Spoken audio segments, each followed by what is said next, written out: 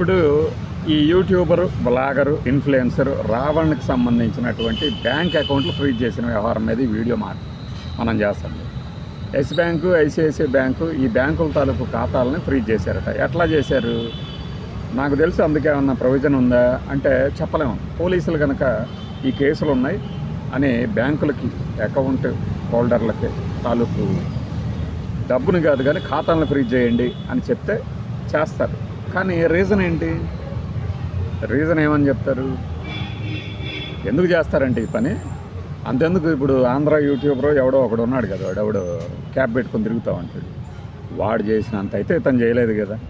ఇంకా పైగా ఇదే రావణ్ అతన్ని విమర్శించినట్టు కూడా తెలుసు నాకు. మరి ఈ ఒకడినొకడు కొట్టుకోవటం ఏందబ్బా అనుకునేవాడిని అప్పుడే నేను. సరే, ఇప్పుడు అతను ఏం చేయలేకపోయారు. అతని అకౌంట్ పైగా అతను సవాల్ కూడా చేశాడు ఆ యూట్యూబర్. బహుశా అతని పేరు అన్వేషినో విహారీనో. ఈ పేర్లన్నీ మనం వాడే పేర్లే, దరిద్రం.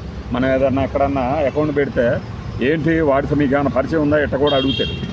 అయితే ఏంటంటే అతను సవాళ్ళు కూడా చేసిన అతను ఏం చేయలేకపోయిన పోలీసులు ఇక్కడ మాత్రం అకౌంట్లు ఫ్రీజ్ చేశారు. సరే, కష్టాలన్నీ ఒకసారి వస్తాయా? లేకపోతే ఇదంతా కూడా ఒక వ్యక్తిని అన్ని రకాలుగా ముప్పేట దాడి, ఒక పక్క అరెస్టులు, తర్వాత కేసులు, దేశద్రోహాలు, ఆ తర్వాత అతను లైంగిక వేధింపులు చేశాడంటాము, తర్వాత ఇప్పుడు బ్యాంక్ అకౌంట్ ఫ్రీజ్ చేయడం. సో అతని జీవితం అనేది ఇక గతంలో లాగా ఉండకుండా చేయటం అనేది ఇక్కడ కేసులు పెట్టిన వారి ఉద్దేశంగా క్లియర్గా అర్థమవుతుంది. నాకు తెలిసి ఏంటంటే ఇప్పుడు పైగా వాడెవడో, నేను వాడెవడో అనే పదం వాడుతున్నాను. కేవలం యాంకరు, కేవలం అనే పదం కూడా ఎందుకు వాడుతున్నానని చెప్తున్నాను నేను. ఎందుకంటే వాడి జ్ఞానం లేదు. ఎదురుగా ఏదైనా పెడితే అది చూసి చదువుతాడు, లేదంటే చదవడు. వాడొచ్చి తనకి విదేశాల నుంచి 296, 300 కోట్ల ఫండ్లు కూడా వస్తున్నాయి అంటాడు. 296 కోట్ల ఫండే కనుక వస్తే అతను ఇలా ఎందుకు ఉంటాడు? పిచ్చివాళ్ళలాగా అలా ఇలా ఎందుకు తిరుగుతూ ఉంటాడు? ఏదో ఒక పార్టీ తరపునే మాట్లాడేవాడు కదా. సరే, అదంతా పోలీసులు చూస్తారు. కానీ విదేశీ ఫండ్స్ అని ఊరికనే అనేయటం కరెక్ట్ కాదు. ఎందుకంటే మనకున్న ఏ సోషల్ నెట్వర్కింగ్ సైట్లు అయినా సరే అవన్నీ విదేశాలకు సంబంధించినవి. అందులో వచ్చే డబ్బంతా కూడా, రెవెన్యూ అంతా కూడా అక్కడి నుంచే వస్తుంది. ఇక్కడి నుంచి ఎవడో ఈడు కదా.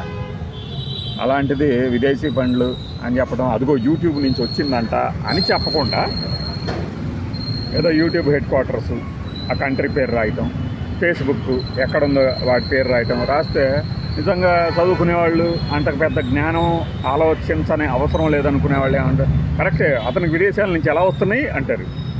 అరే బాబు, ఇన్ఫ్లుయెన్సర్లందరికీ డబ్బులు వచ్చేది అక్కడి నుంచే కదా, మరి రెవెన్యూ ఫైన్.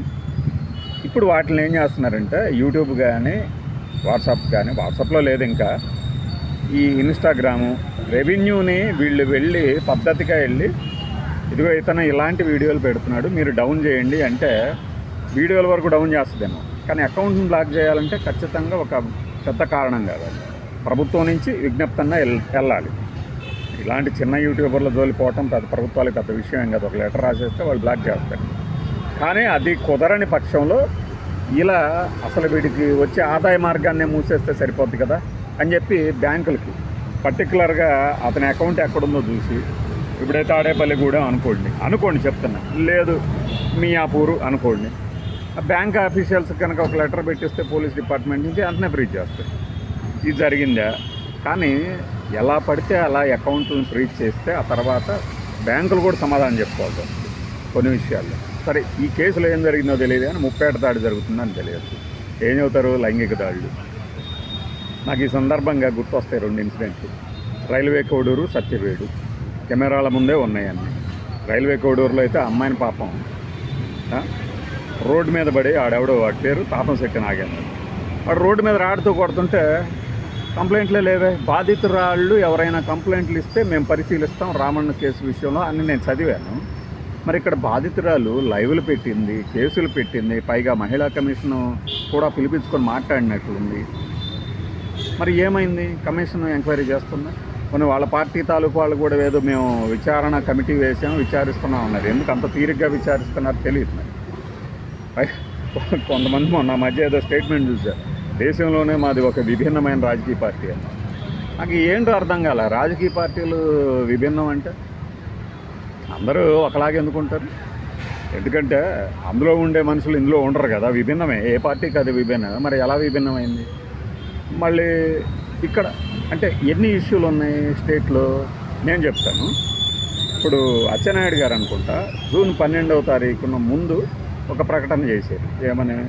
మేము ఇక కొత్త పెన్షన్లు కూడా ఇగిపోతున్నాం జూన్ 12 తర్వాత 2 ఏళ్ళు అయిన సందర్భంగానే. రైట్, ఫైన్, మంచిది. ఆ దెబ్బతో అయినా అంగీకరించారు కదా, కొత్త పెన్షన్ ఇవ్వలేదు 2 ఏళ్ళలో అని చెప్పేసి అని.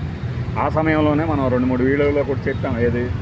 వితంతు పెన్షన్లు కానీ లేకపోతే వృద్ధాప్య పెన్షన్లు కానీ ఎలా ఆపుతారు మీరు చెప్పిన వయసు ఈ 2 ఏళ్ళలో పూర్తయి ఉంటుంది కదా. వృద్ధాప్య పెన్షన్ అంటే ఆపుతారేమో కానీ మరి వితంతు పెన్షన్లు అంటే వెంటనే ఇవ్వాలి కదా. భర్త మరణించి ఎవరు లేకపోతే, లేదు విడాకులు తీసుకుని ఒంటరిగా ఉంటున్నాళ్ళంటే వాళ్ళకి ఏ ఆధారం లేకపోతే డబ్బులు అయితే ఇవ్వాలి కదా. అంటే మీరు చెప్పారు కాబట్టి, ప్రతివాడు డిమాండ్ ఏం చేయదు, మీరు హామీ ఇచ్చారు కాబట్టి. జూన్ 12 తర్వాత ఏమొచ్చింది? జూన్ 12 తర్వాత 13 వచ్చింది, జూలై వచ్చింది, మరి ఇంకా ఇవ్వలేదు కదా, ఆ ఫామ్ ఇవ్వలేదట. మరి దానికి ముందు మోంథా తుఫాన్ తాలూకు నష్టపరిహారం ఇంతవరకు రూపాయి కూడా రాలేదుగా. ఇప్పుడు 15 లక్షల హెక్టార్లో ఎకరాల్లో నష్టం వాటిల్లితే దాన్ని కూడా కేంద్ర ప్రభుత్వం చాలా తక్కువ చేసి చూపించింది. రాష్ట్ర ప్రభుత్వం కూడా దాదాపు ముందు ప్రకటించినంత ఏమీ అనలేదు. మరి ఏది ఇంతవరకు రూపాయి రాలేదు? దాని గురించి అడగొచ్చుగా. మనం ఈ కేసుల సంగతే చూస్తే ఈ కేసులు ఉన్నాయి. మీరు వాళ్ళ విషయంలో అంత సత్వరం స్పందించి వీళ్ళ విషయంలో ఏదన్నా కనుక కేసు ఉంటే చెప్పండి, మా దగ్గర రండి, మేము విచారిస్తా ఉన్నారు. విచారించారు కదా. మరి రైల్వే కోర్టుది ఏమైంది? సత్యవేడుదంటే ఏదో రాజీ చేశారన్నారు. అంటే ఇదే ఇష్యూలు లేవా? నిజంగా లేవా? ఆంధ్రప్రదేశ్లో లేవనుకుంటా. వీటి మీద రాస్తున్నాం, వీటి మీద అంటే ఈ మీడియాలో కొంతమంది కొన్ని పేపర్లు కొన్ని న్యూస్ ఛానల్స్ ఉంటాయి, కోతి కొబ్బరికాయ దొరికినట్టు అవుతాయి. ఇది దీని మీదేనా అంటే విసుగు పుట్టదా?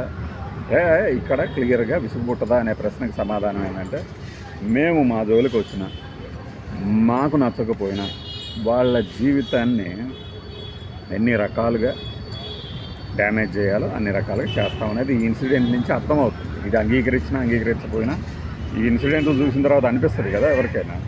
సో ఒక భయం కల్పించాలి అనుకున్నారు కొంతమందిలో. కానీ పద్ధతిగా వ్యవహరించేవాడి జోలికి కూడా పోతారా? చెప్పలేము. ఎందుకంటే మాకు అడ్డొస్తే తొక్కుతాము. ఆన్ రికార్డ్ ఏదో చెప్తున్నాను అన్నారు మరి ఆయన, 3 ఏళ్ళు ఉంది మాకు అని. సరే, దాని గురించి నెక్స్ట్ వీడియోలో మాట్లాడుకుందాం. ఏది అసలు ఈ ఇంత పెద్ద ఎపిసోడ్లో జనరల్గానే ఒక కూటమి నుంచి వరుసగా వచ్చి మాట్లాడే వాళ్ళందరూ ఎందుకు మాట్లాడట్లేదు?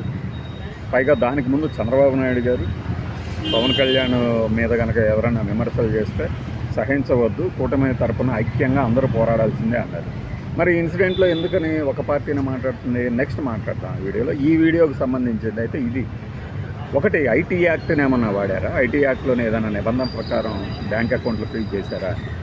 ఈ ఫ్రీజింగ్ అనగానే నాకు ఒకటి గుర్తొచ్చింది ఏంటంటే, ఇప్పుడు కొన్ని ఛానల్లో కూర్చొని ఒక ఆయన చాలా స్పెక్స్ పెట్టేసుకొని చాలా తన మేధావితనాన్ని తన అనుభవాన్ని రంగరించి కొంతమంది మీదనే ద్వేషం వెళ్ళిపుచ్చడానికి ప్రయత్నిస్తూ ఉంటారు.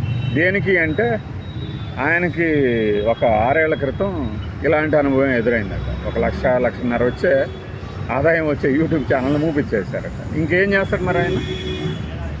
ఏం చేస్తాడు ఇంకా ఆయన? అది వ్యక్తిగత ద్వేషంగా వెళ్ళిపోతుంది కదా. అందుకని ఆయన వ్యతిరేకంగా మాట్లాడు. చాలా ఎవడికి వాడు అట్లా వ్యక్తిగత అనుభవాలు కొన్ని ఉంటాయి.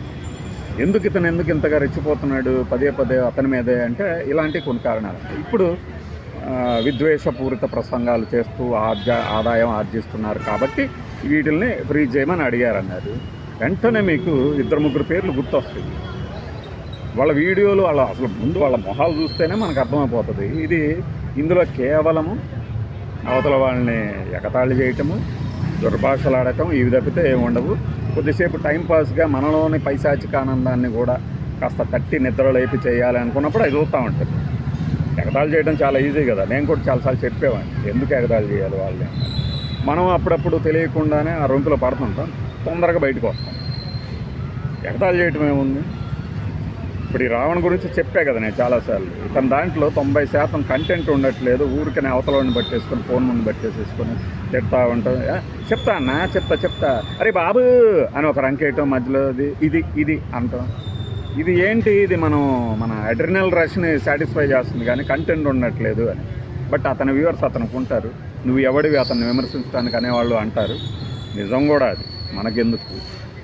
ఇదో పెద్ద ప్రపంచం, ఇదో పెద్ద సముద్రాలు. ఇంటర్నెట్ అనేది పెద్ద సముద్రం. ఎవడేతో అడుగొడతాం అంటే ఒక్కొక్కసారి అనిపిస్తుంది అట్లా చెప్తాను. మరి ఇతనికి వర్తించినటువంటి కేసులు, బ్యాంక్ అకౌంట్ ఫ్రీజులు వాళ్ళ విషయంలో ఎందుకు వర్తించాం? వాళ్ళు పచ్చిపూతులు మాట్లాడతారు ఇంకా లేడీస్ గురించి కూడా. అంటే ఏం చెప్పబోతున్నారు మీరు? మేము మా చట్టాలని మాకు అనువుగానే వాడతామని. అదే అర్థమవుతుంది నాకు. ఇంకా నాకు తెలిసి నేను చెప్తున్నాను కదా, ఎందుకు సైలెంట్గా ఉన్నారు అనే ఆ ఒక్క వీడియోతో ఈ రావణ్కి సంబంధించినటువంటి వీడియోలను ఆపేద్దాం. ఎందుకు పదే పదే? ఇది నాకు అనిపిస్తుంది. అంత పెద్ద లీగల్ ట్విస్టులు వాటి గురించి కూడా నాకు చాలా తెలుసా మీకు చెప్పాలని ఉంది అని అనుకున్నప్పుడు ఆత్రం ఆపుకోలేనప్పుడు మళ్ళీ మొదలుపెట్టాను.